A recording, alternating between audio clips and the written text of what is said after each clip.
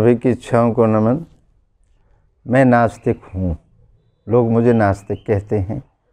ऐसा प्रश्न आया है बम्बई से।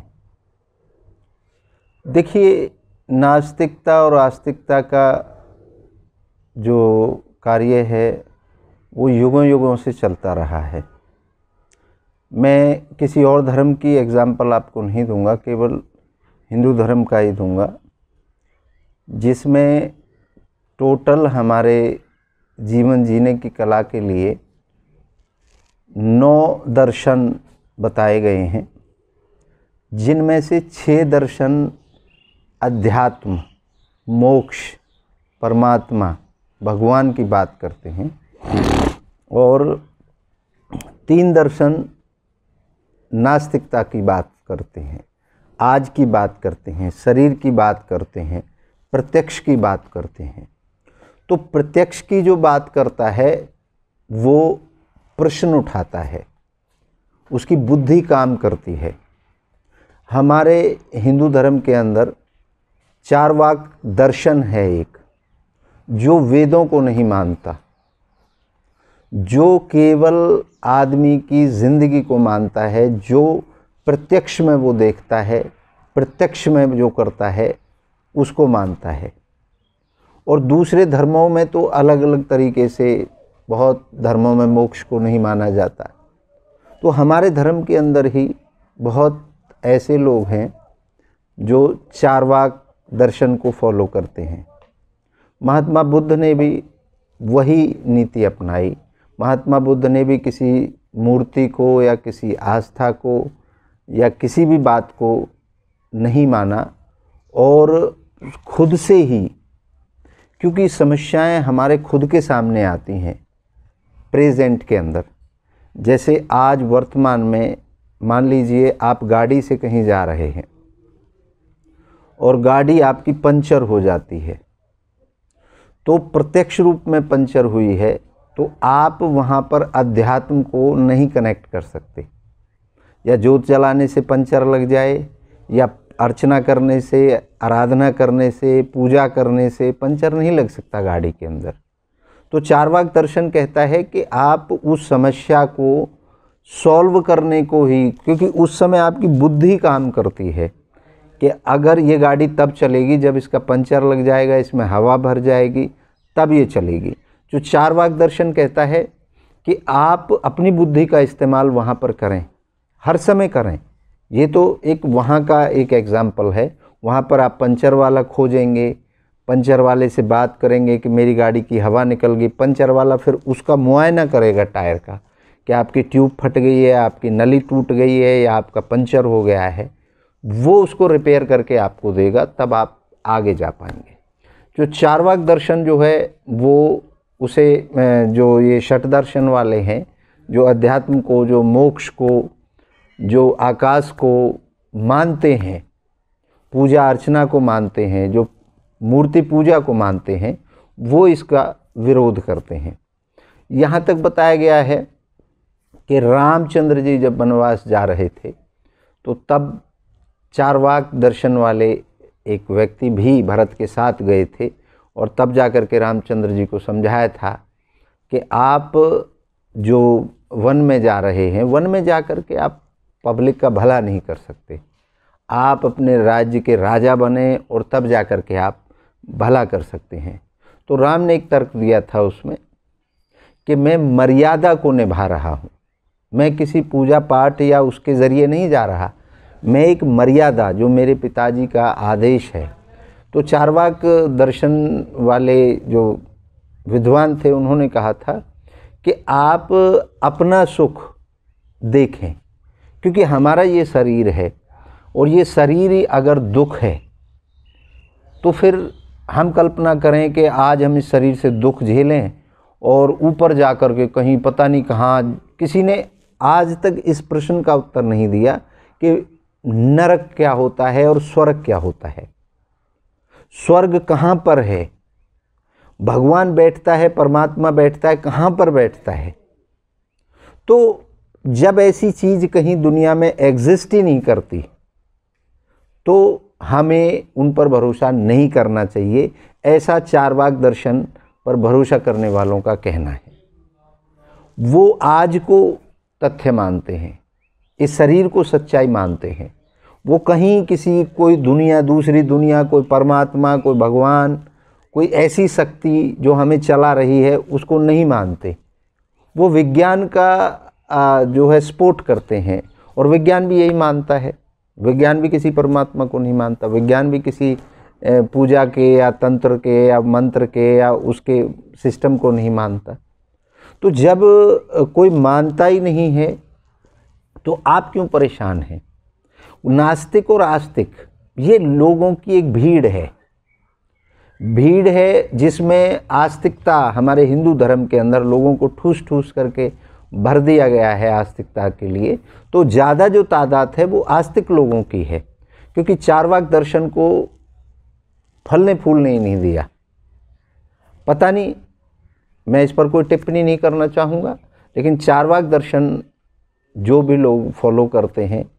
दूसरा, जैन धर्म के अंदर भी मूर्ति पूजा का वर्णन कहीं नहीं है। आर्य समाज भी मूर्ति पूजा का खंडन करता है। तो ऐसा नहीं कि केवल मूर्ति पूजा करने से या परमात्मा की भजन करने से या माला फेरने से ही आप आस्तिक होते हैं। आस्तिकता आपके अंदर होनी चाहिए। और वो आस्तिकता क्या है? आप किसी असहाय की सहायता करते हैं, वो आस्तिकता है। आप किसी जिस ज़रूरतमंद की सहायता करते हैं, वो आस्तिकता है।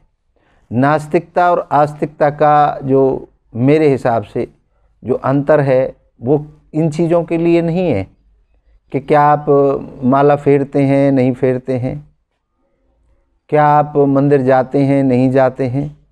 क्या जो मंदिर नहीं जाते और जो गरीब और असहाय लोगों की सहायता करते हैं, ज़रूरतमंदों के साथ खड़े रहते हैं, समाज के अंदर अच्छा काम करते हैं, उनको नास्तिक कहेंगे? नहीं, वो आस्तिक हैं। वो जीव की सहायता करता है। अब एक व्यक्ति खूब बुरे कर्म करता है, सारे जितने भी हमारे संविधान के हिसाब से, समाज के हिसाब से, हमारे किसी को दर्द पहुंचाने के हिसाब से काम करता है, और वह रोज़ाना मंदिर जाता है, पूजा करता है, 1 घंटे तक पूजा अर्चना करता है, और वैसे परेशान लोगों का खून चूसता है। मतलब जो डिपेंड लोग हैं, उनकी जो आपके ऊपर भी डिपेंड हैं, उनके ऊपर भी डिपेंड है। उनकी जैसे मान लीजिए वो फैक्ट्री चलाता है, उसकी तनख्वाह टाइम पर नहीं देता है, उनको कभी कोई परेशानी आती है, उसमें उनको छुट्टी नहीं देता है, तो उनकी किसी भी प्रकार की परेशानी में वो सहायता नहीं करता। और वैसे पता चलता है जी 2 घंटे पूजा करता है। किसकी पूजा करता है? क्यों पूजा करता है? किस लिए पूजा करता है? और क्या चाहता है वो उस पूजा से? तो मेरे हिसाब से आप नास्तिक नहीं हैं, आप आस्तिक हैं। आपकी आस्था मानव जीवन के अंदर है। आपकी आस्था किसी जीव को दुख नहीं देने की है, और किसी की इच्छा के बीच में आपने परेशान करने की आपकी नहीं है, तो आप आस्तिक हैं।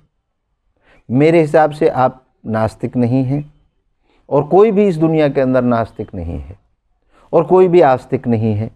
ये सबके अपने अपने धड़े हैं, अपने अपने कबीले हैं, अपना अपना दुकानदारी है, अपना अपना सिस्टम है। उस सिस्टम के हिसाब से कोई किसी को पूज रहा है, कोई किसी के लिए किसी ने मंडली बना रखी है, उस मंडली में किसी एक व्यक्ति की महिमा मंडल करता है, कोई किसी की करता है।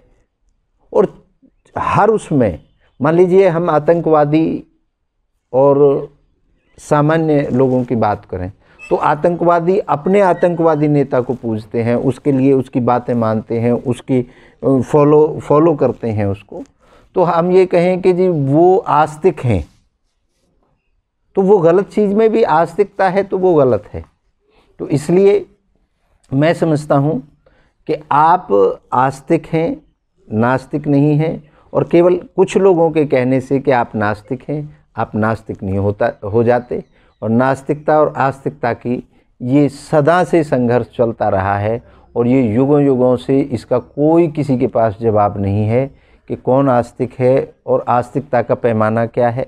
नास्तिकता का पैमाना क्या है। सिर्फ हमारे कुछ चंद लोगों ने एक प्रश्न लगा रखा है, जो मंदिर नहीं जाता, जो पूजा पाठ नहीं करता, जो परमात्मा का नाम नहीं लेता, वो नास्तिक है। नहीं, मैं तो एक ही शब्द में सारी बात ख़त्म करूँगा, जो दूसरे को परेशान करता है वो नास्तिक है। जो दूसरे के किसी भी कार्य में व्यवधान डालता है वो नास्तिक है।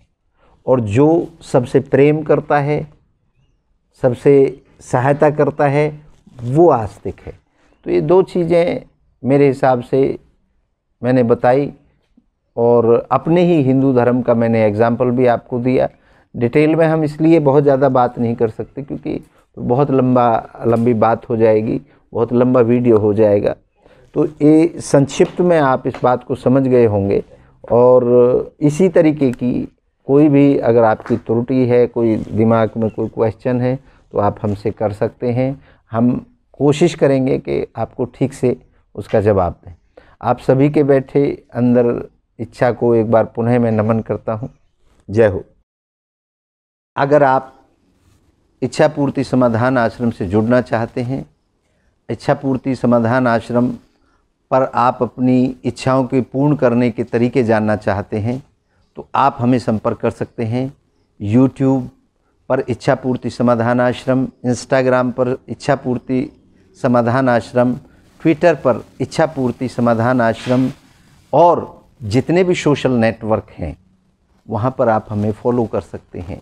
हमारी नई नई जो खोज हैं, नए जो तरीके हैं, उनको आप सीख सकते हैं वहाँ से। तो मैं आपको यही बताना चाहूँगा, हमारा फ़ोन नंबर है, हमारा व्हाट्सएप नंबर है 7428602621। आप हमें यहाँ पर फॉलो कर सकते हैं। आपकी हर इच्छा का स्वागत है, हर इच्छा को नमन है, और हर इच्छा को पूर्ण करने के तरीके आपको, आसान तरीके आपको बताए जाएंगे। जय हो।